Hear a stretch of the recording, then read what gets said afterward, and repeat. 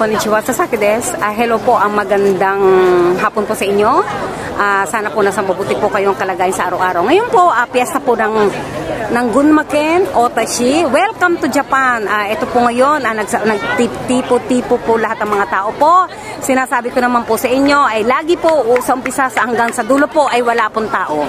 Pero yung mga okasyon po mula ng May, August at saka December po, dito lang po nagkakaisa po ang buong tao po sa Japan. Kaya po mahalaga po ang ano po dito at isang araw lang po naliligaya ka po.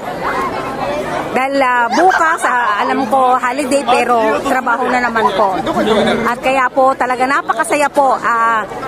Ngayon po yung sugat po sa tuhod ko masakit pa rin at hindi lang po yung kanan pati yung tuhod ko sa isa. Buti nga hindi nasubsob yung aking mukha. Pasensya na po kayo, talaga pong natalisod talaga ako, buti hindi na talaga. At bukas po magme-mail na po sa akin, tapos na po ang $100. Ngayon, bukas malalaman ko po at uuwi po ako ng Pilipinas. Hindi ko po alam kung bukas lahat ng umaga makita ko, uuwi din po ako siguro ng gabi or depende po sa ticket kung ano po ang available nilang ticket po. Ito po ang Japan, nakaano po sila, manner po, yan po yung costume po ng Japan. Welcome to Japan, gaano kaganda po. At paulit-ulit na lang po to every year, ganito po ang sitwasyon sa Japan.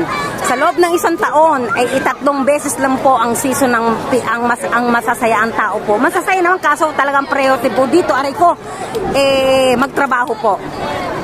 Ayan po, ang gaganda ng bata. Kakimono yung mga bata, di ba? Okay po yan. At